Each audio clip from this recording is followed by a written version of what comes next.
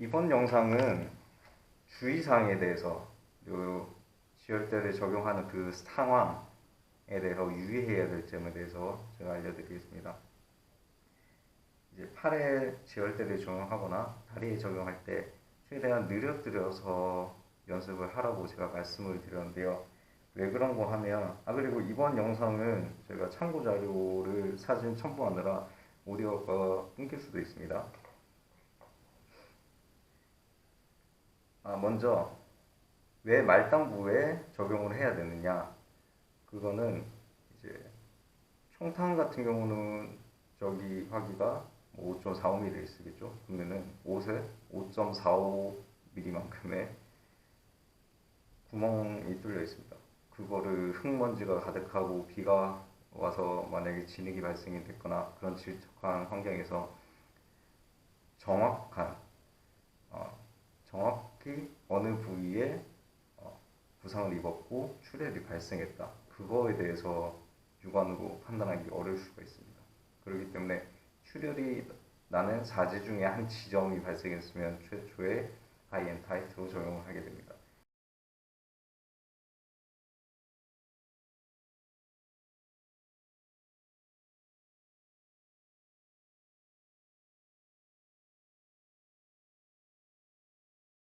그리고 다리에 총상이 입었을 경우 벨크로를 모두 풀고 다리 밑으로 통과를 시키라고 말씀드렸습니다.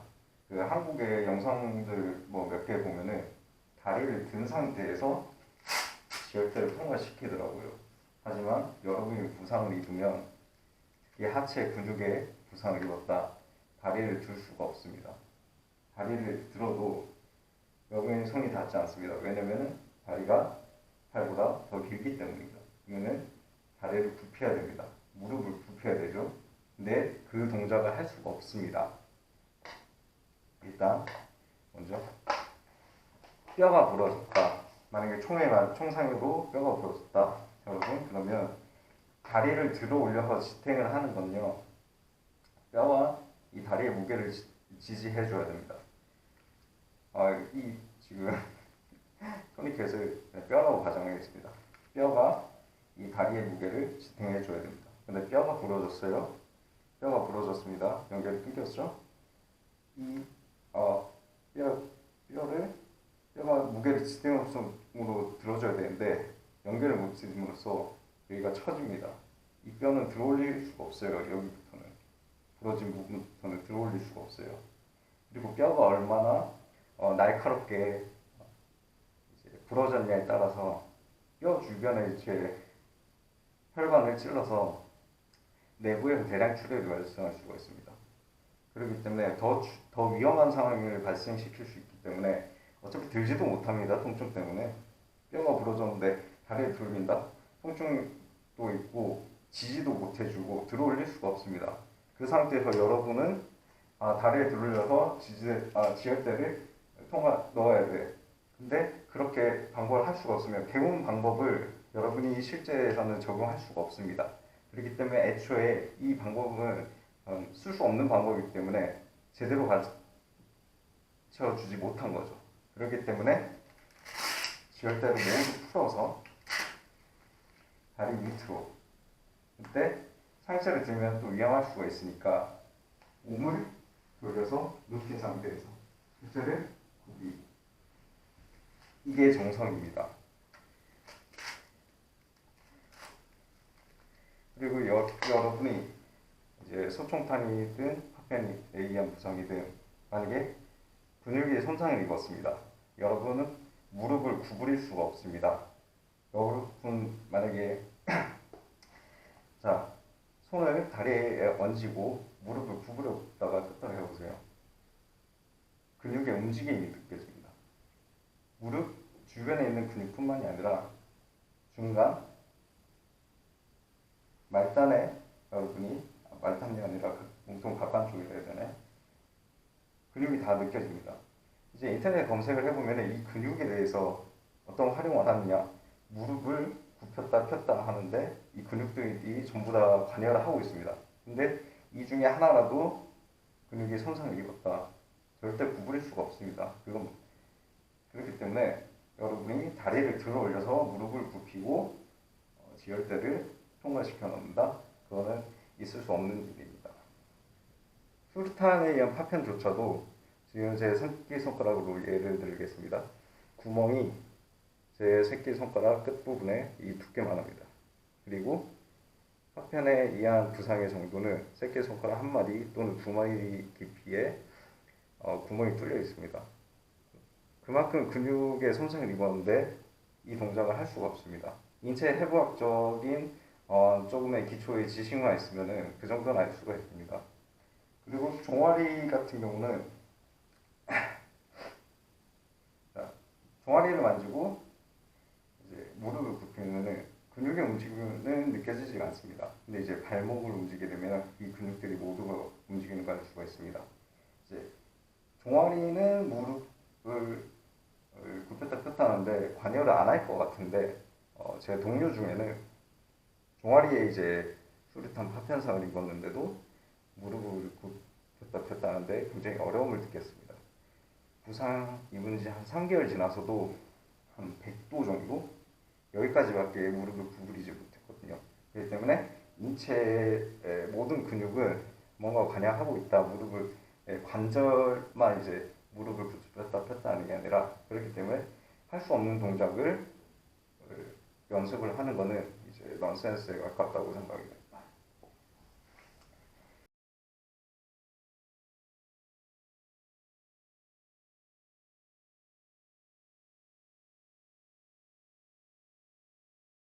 그리고 또 하나의 이유는 여러분 만약에 전선에서 지뢰를 밟았다. 지뢰를 밟으면은 폭발력에 의해서 뭐 발목이 날아갈 수도 있고 발 뒤꿈치가 날아갈 수도 있고 대인 지뢰 같은 경우는 뭐 발목이 아예 그냥 날아갈 수도 있습니다. 그리고 발목이 날아가는 상태에서 이 막 덩어리가 여기 발목에 막 대롱대롱 달려 있는데 그걸 보면서 지혈대를 통과시킨다? 그거는 전혀 말이 안 되는 상황입니다. 그리고 수류탄 파편상 같은 경우는 수류탄 파편이 이제 수류탄 종류에 따라 다르지만 굉장히 작습니다. 옷에 이제 구멍이 뚫린 거는 찾기 어렵고 그냥 피가 흘러내린 그것만 보고 이제 어디쯤 부상이 있다? 라고 파악을 하기보다는 실제 그냥 하이엔 타이트로 지혈대를 적용하고 이제 토니켓 리플레이스먼트나 아니면 토니켓 컨버전으로 통해서 이제 부상 부위와 가깝게 옮겨가는 게 차라리 훨씬 낫습니다. 더 안전합니다. 그리고 지혈대 적용 방법 중에 이제 벨크로를 닫게 되면은 처음에 오픈시키기가 좀 어려운 부분이 있습니다. 어떤 분들은 이제 벨크로가 닿지 않게 저는 잘 모르겠어요. 어떻게 정리하는지 뭐 이렇게 라든가 벨크로가 노출이 되죠. 그리고 만약에 반대로 적어볼게요. 그러면 벨크로가 노출이 되죠.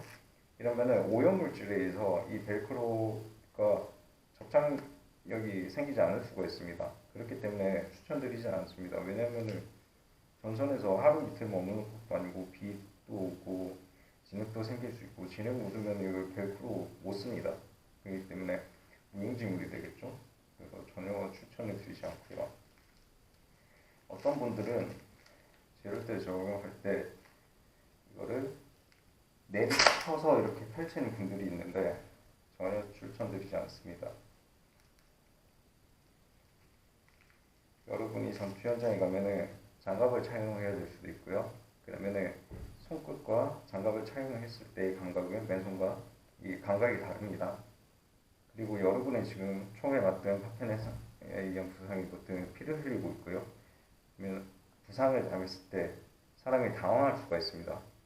그러면은 나는 이미 피를 흘리고 있고요. 나 이제 마인드와 내 감각은 몸에서 느끼는 부분은 다를 수가 있습니다.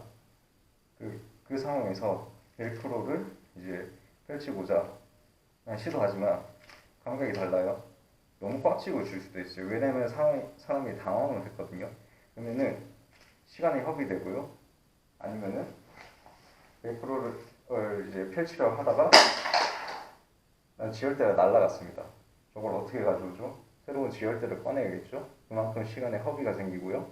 여러분이 시간을 허비할수록 내가 죽을 확률은 올라가는 겁니다.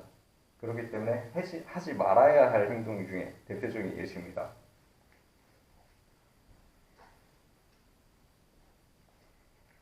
하체 지혈대를 사용할 때는 양손을 써야 됩니다. 어쩔 수 없고요. 그러니까 만약에 한쪽 팔과 한쪽 다리가 동시에 부상을 입었다. 그러면 동료한테 도움을 구하는 게 최선이겠죠. 그리고 한쪽 팔이 부상을 입었을 때는 지혈대를 적용하기 위해서는 한쪽 팔밖에 사용할 수가 없습니다. 그렇기 때문에 제가 팔을 적용할 때는 양쪽에 지혈대의 이제 공간에 손가락을 모두 집어넣고 펼쳐주는, 그래서 손을 통과시키는 거죠. 이게 가장 좋은 방, 좀 그나마 나은 방법입니다. 집어 던지려다가, 그러니까 펼치려다가 집어 던질 수 있는 위험 때문에 그렇게 하지 않는 게 낫습니다. 또 중요한 거는, 어떤 분들은 이렇게 생각하실 수도 있어요. 나는 침착하다, 항상 당황하지만 안 한다. 그래서 지혈대를 이제 땅에 내리쳐서 펼쳐도 나는 부상을 입었을 때도 그렇게 할 수 있을 것 같다 라고 하실 분들이 있을 것 같아서, 이게 가장 이 지혈대를 적용하는 방법은 누구나, 초보자든 숙련자든 전문가든 그런 구애받지 않고 누구든지 모두 시연할 수 있는, 적용할 수 있는 그런 방법으로 안내가 되어야 된다고 생각합니다. 그렇기 때문에 모든 사람이, 모든 병사가 네, 항상 침착하고 당황하지 않고 이 일을 해낼 수 있다? 저는 그렇게 생각하지 않습니다. 그렇기 때문에 초보자에게도 쉽게 안내할 수 있는 정석의 방법이라는 걸 말씀드립니다. 하나 이제 중요하다기보다는 여러분한테 알려드리고 싶은 게, 이제 막대를 어디에 위치시킬 것인가, 그것도 하나의 요소거든요. 벨크로를 최대한 당겼을 때 이 막대를 내 몸의 전면에 위치시킬 수도 있고요. 아니면 내 몸의 측면에 위치시킬 수도 있습니다. 다른 방법들은 막대를 감을 수가 없기 때문에 이제 할 수 없는 동작이고요. 이게 메딕들이 두 가지를 중에 하나 자기가 선호하는 걸 이렇게 알려주는데, 저는 두 가지 다 말씀드릴게요. 이제 신체와 전면에 위치하도록 막대가 위치하도록 이렇게 하는 방법은, 환자가 이동 중에 우리 야전에서 뭐 나뭇가지에 걸린다든가 나무, 장애물 같은 게 이제 측면에 이제 스쳐 지나갈 수 있습니다. 그때 막대를 건드리게 되면은 막대가 풀어질 위험도 있고요. 환자가 통증을 느낍니다. 그래서 어떤 이제 메딕들은 전면에 위치해라 라고 안내를 하고요. 측면에 위치하라고 안내하는 경우도 있는데, 그때는 이제 왜냐면 이제 관절 부위, 이제 전면에서는 막대 돌리기 잘 안 돌아가는 경우가 있거든요. 특히 하체에 적용할 때 막대가 내 전면에 위치하게 되면 여기가 접힘으로써 막대 돌리는데 신체가 걸릴 수가 있습니다. 그렇기 때문에 신체 걸림이 없게 막대를 돌릴 수 있도록 측면에 위치시켜라. 그냥 막대를 돌릴 때 신체에 걸리는 일은 없다. 그러니까 장단점이 있습니다. 근데 그러니까 측면에 부착시킬 경우 환자를 이송하다가 실수로 이제 장애물을 스쳐 지나가듯이 함으로써 막대가 걸릴 수가 있거든요. 그냥 신체는 그대로 지나왔는데 그 위험에 대해서 막대가 걸리는 거죠. 그러면 통증을 느끼거나 아니면 이제 막대가 풀어질 위험이 있으니까, 대신 또 이제 전면에 위치할 경우는 제가 상체를 하체에 적용할 때 옆으로 누워라. 그 다음에 상체를 구부려라. 그러면 이제 이게 신체가 맞닿아가지고 막대 돌리는데 어려움이 있을 수가 있거든요. 둘 중에 편한 거 선택해서 적용하시면 됩니다. 지혈대 적용하기 전에 여러분들이 해야 할 행동, 전투 요령에 대해서 팁을 드리겠습니다. 여러분이 전투 중에 지금 교전을 하고 있습니다. 뭔가 충격을 받았어요. 근데 그게 여러분은 전투 상황이 있기 때문에 아드레날린이라든가 호르몬 분비로 인해서 통증을 못 느낄 수가 있습니다. 제가 예를 들면은 망치로 누군가 여러분을 때렸어요. 그러면은 충격이 있고 통증이 있죠. 근데 베개 싸움을 할 때 베개로 누가 여러분을 때렸어요. 그러면은 충격은 있지만 통증은 거의 없죠.